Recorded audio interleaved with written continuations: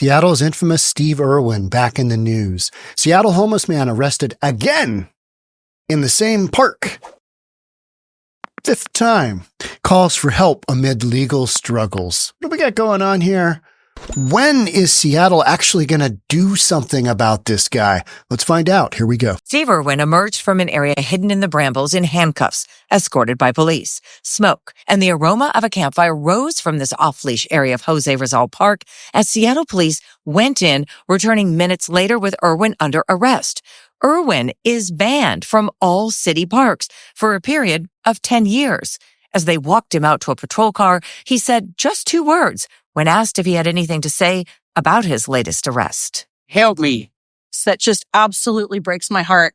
He needs help. He's crying out loud by building these cabins, by coming back down here and suffering in the woods. Accused of stealing an excavator and clearing a slope in 𝗪𝗧𝗛𝗪 Park in 2023, Seattle Parks and Recreation said it cost $15,000 to repair that damage. Irwin had told KOMO before he believes there is gold here to be mined. We remember what the gold looked like, don't we? I literally interviewed Steve. Oh, I can't remember when it was, but in the last year and a half, I think. And he kind of poured out the results of his mining effort, and it was a bunch of pebbles. Okay, what do we think that is? Other than a rock. Google Lens says it's a diamond. Oh, okay. Raw diamond. Huh. No. So you just got to crack that open? Polish it and do something with it. Yeah. That looks like a dinosaur, don't it? That kind of does. Like a... it goes in the ground like that. You're not wrong. Yeah. Huh. Okay. And these you've been collecting from the site all in one area, or? Here and there. Yeah. Okay.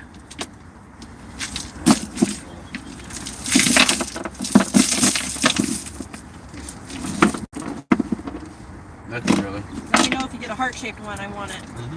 A grave danger to himself and others. He's confused. Outreach workers say they've been offering him help and services for more than a year. And so he has denied those. So maybe he's hit his own rock bottom.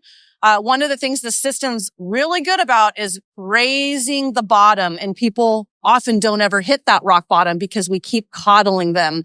This time, Andrea Suarez with We Heart Seattle is calling on the judge that Irwin will eventually face to listen to his plea.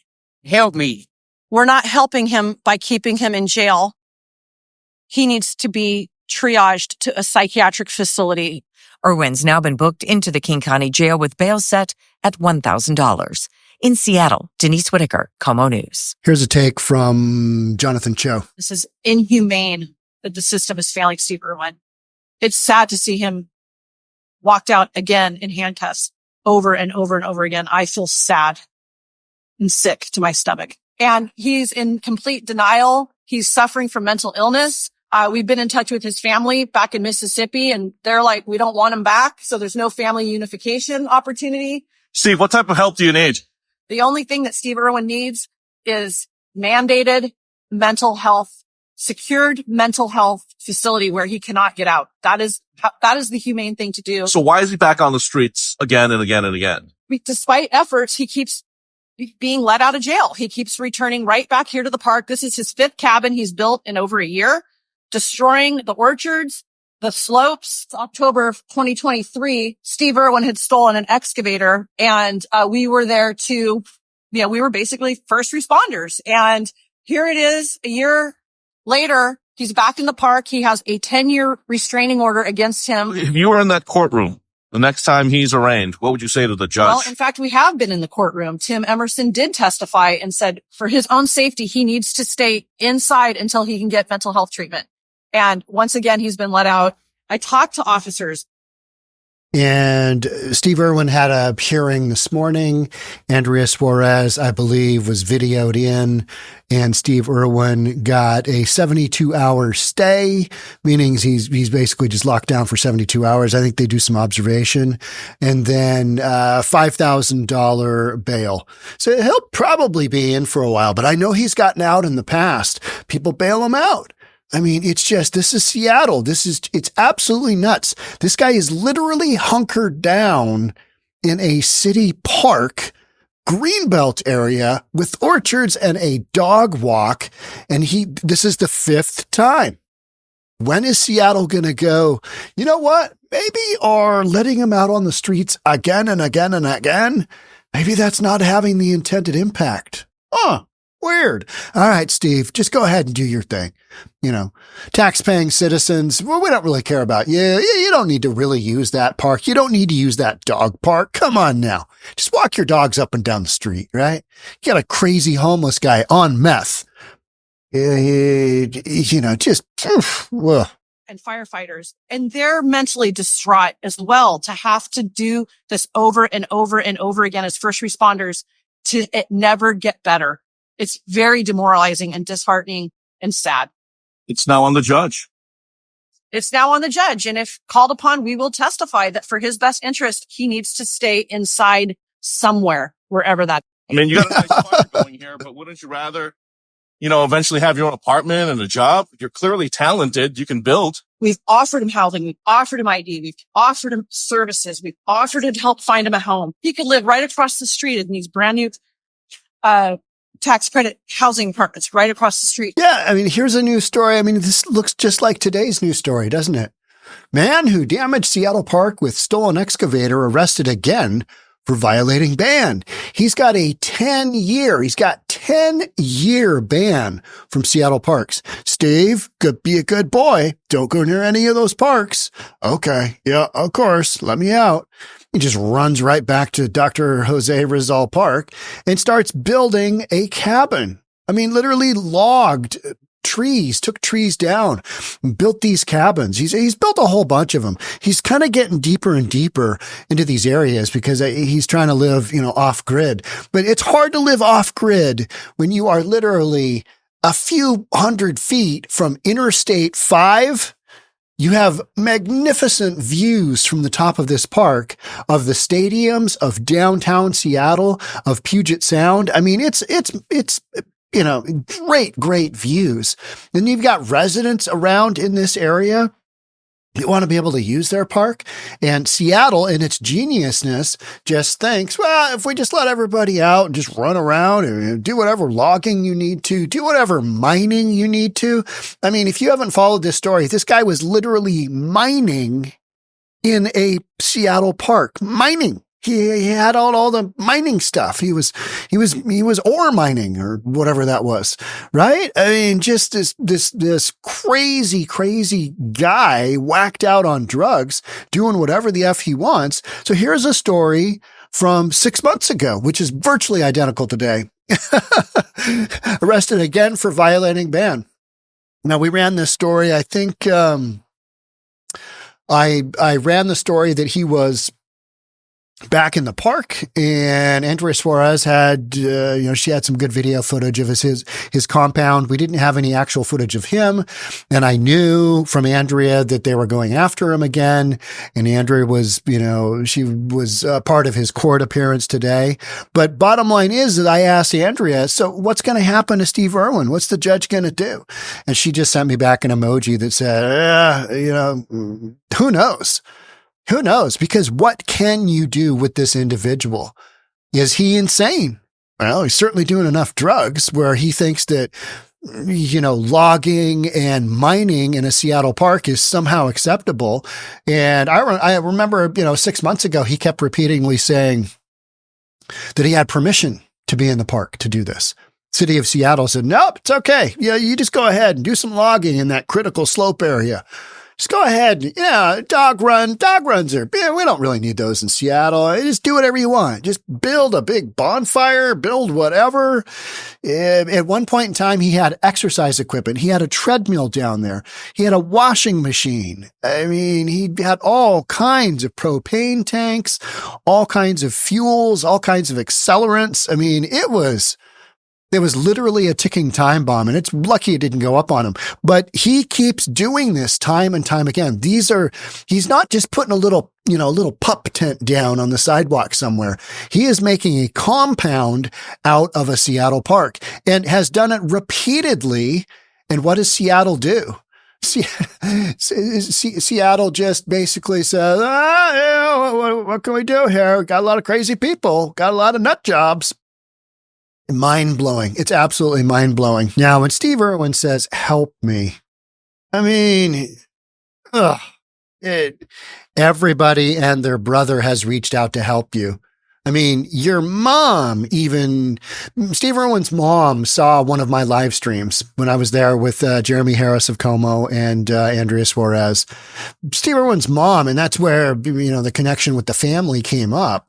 Was, hey, I saw you on the guy's live stream, and Andrea got in touch with the mom in Mississippi, I think it was, or Missouri, and the mom doesn't want him back. The guy is an absolute liability. I mean, he's crazy, and he's on drugs, and he's logging in a park.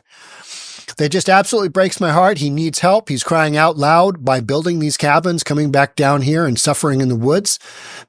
Is he suffering? I mean, he's just living life the way that he wants, isn't he? Without any regard for anybody else. And so the community is suffering. If Steve isn't, the community certainly is.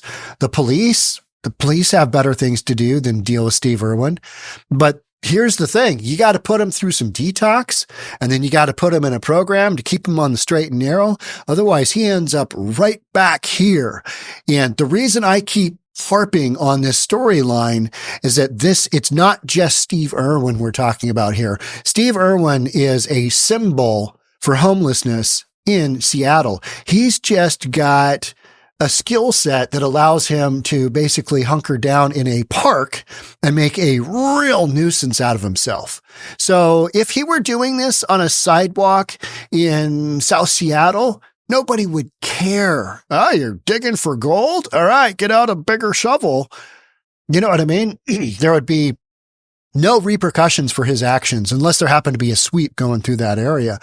But Steve Irwin, because he's picked a park where he's going to do his thing, he becomes focal point because people are like, look at that guy. And we're doing the same thing. But it is a real example of where the judicial system in Seattle absolutely, and just the whole community falls absolutely short. Because you've got a guy with some known mental issues, got a guy with some known drug issues. He's clearly a meth addict, and he has major delusions of what's going on. He's got a rap sheet. I mean, let's get to his rap sheet. So, yeah, here's another video banned from Seattle parks for 10 years. That did a lot of good, didn't it? I mean, he just really backed down after that one, didn't he? Guy doesn't care. Guy doesn't care. He's just like, whatever. You put me in jail, sober up for a little bit or whatever. And then he gets out and he just does his thing, goes right back to it. Here's Jonathan Cho with Fix Homelessness. There's Steve with his generator. Oh yeah, he's got a bunch of generators. I mean, he had like his own pit toilet set up at one point in time. I imagine that was a real treat to clean up whatever Parks Department person got to do that. I'm going to dig out Steve Irwin's crap from this hole in the ground. All right. So here's just a sampling of Steve Irwin's court case. Possession of a stolen vehicle. All right. $2,000 bail. Obstructing a police officer. $3,000 bail.